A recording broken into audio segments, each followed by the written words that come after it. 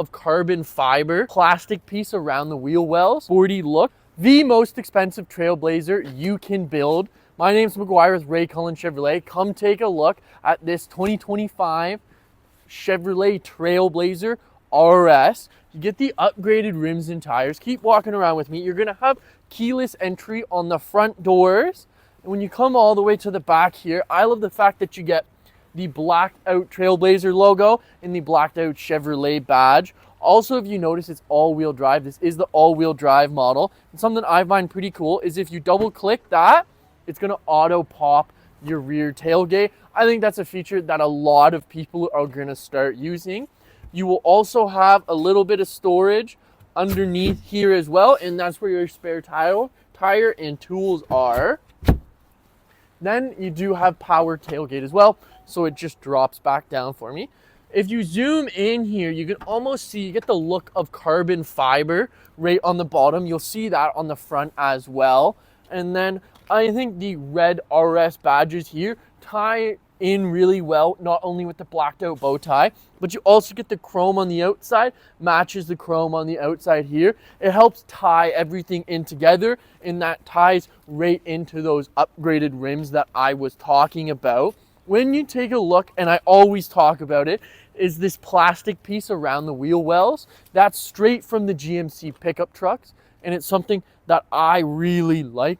Goes back to those old pickup trucks. Coming back around to the front, let me get in a little bit more into it. You see you get these nice headlights. It goes with the new design that GMC, Chevrolet, and Buick have. And then you get your headlight coming down as well. Remember when I was talking about that carbon fiber look? You get that down here, and this rear splitters actually steps out a little bit more than the normal one does. Then you get this nice dark tinted chrome with the Chevrolet badge. You can tell it's a darker tint based off the chrome around the badge here. Now I'm gonna get you to hop in the inside and we're gonna show it off. This does have leather. Before you hop in, just take a look at these nice seats. Remember those red badges on the outside?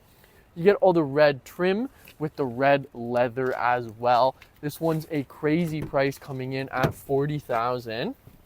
But now that we're inside here, I'm gonna start it up so that we can get all the infotainment screens going. Immediately, I turn on my heated seat because it's a pretty chilly day here.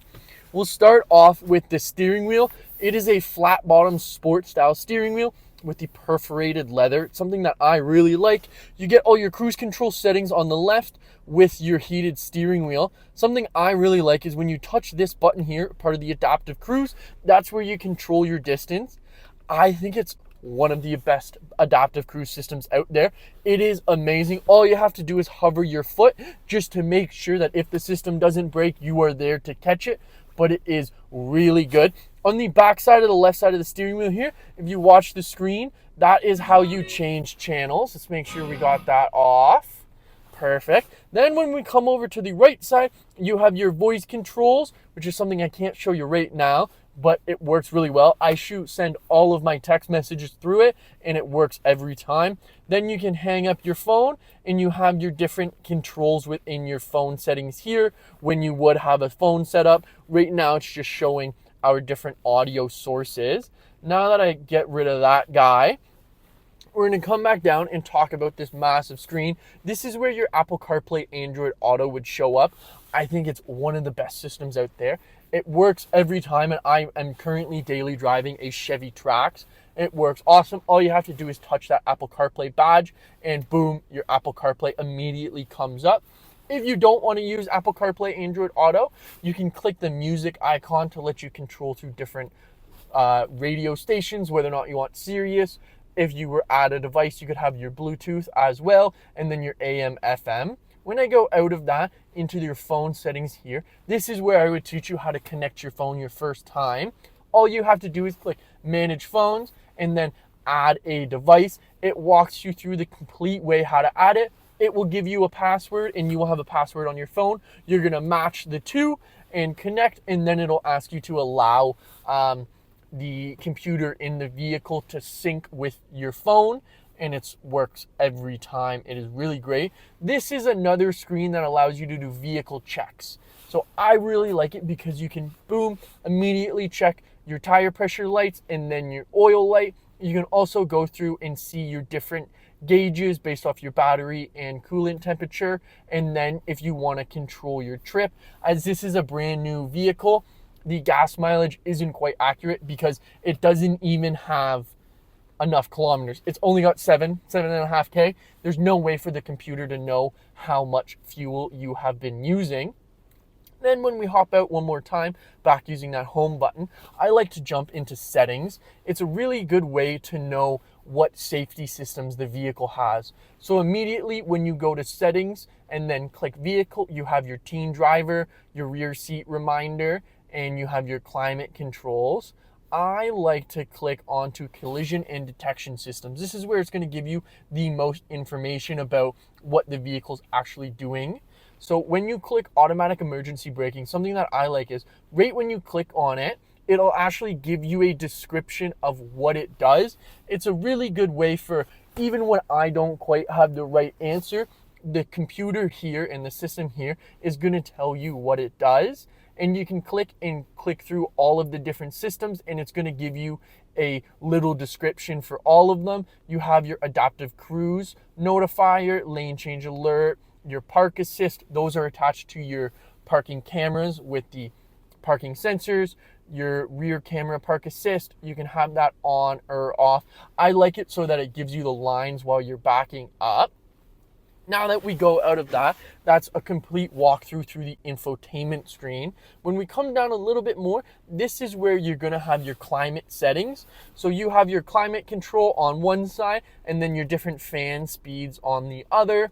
You've got your on, off, and then where you want it, whether or not you want it at your feet, at your face, or to defrost the front window, and then you've got your max and rear defrost. I do like the fact that you do get a physical button for your heated seat. You don't have to be playing around with the system, but say you want to see a little bit more in-depth of the climate control, you can click the climate control button on the screen and it will give you a little bit more information. I personally only ever click on this when you're at a stop. I find while you're driving, you don't want to be distracted as you are driving. Then when I come down a little bit more, if you actually peek forward a little bit, you'll see the stop start button, which is something I always turn off. You've got your lane keep assist, which when you pair that with your adaptive cruise control, it's amazing. Then you have a unique button here. You've got a little racing flag.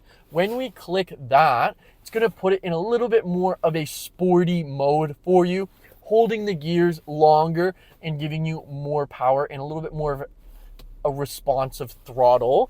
I think for the Trailblazer, it's something that you shouldn't really be clicking. This is a fuel economy car. You don't need to be going in any sport modes. And then if you notice on my screen here, it says two-wheel drive, and then the front wheels are highlighted and the rear are not. If you click this all-wheel drive button, boom, that puts you in all-wheel drive mode. I would only click this button when you are at a stop. You can do it up to 30 kilometers an hour. I just think it's safer for the powertrain in the transmission to do it while you are stopped.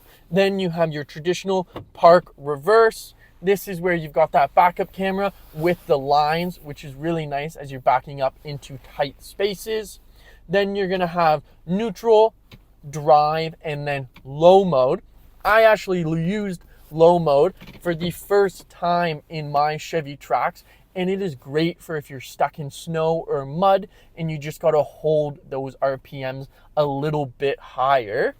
If you kind of sneak over my shoulder a little bit, you're going to see your lock, unlock, and all your window buttons. But if you actually look a little bit farther down, if you're someone who lives in an apartment building like I do and you have underground parking, if the roof of that underground parking or even the roof of your garage isn't high enough for the whole tailgate to open up, you can put it on 3/4 mode so that it'll still open up for you, but it won't completely hit the roof and damage your tailgate. Then you have your parking brake. And if I open this up, you can see you get a nice large glove box as well. This one's equipped with the leather seats with the red stitching that we showed you before. It's something that I really like. It's a nice look and they actually are very comfortable seats. Down here in this little cupboard, you're gonna have your wireless charging, and this one is equipped with the really nice WeatherTech style, I always like to say, floor mats. Let's hop out. I want to point out one more thing, and then we will end off. Awesome. So when we're on the outside, the last thing I wanted to do is just comment at the look with the lights on. You can see when I was talking about those lights, it gives it a really aggressive and sporty look with the lines being very thin. Let us know what you want to see next. It's been Maguire with Cullen Chevrolet.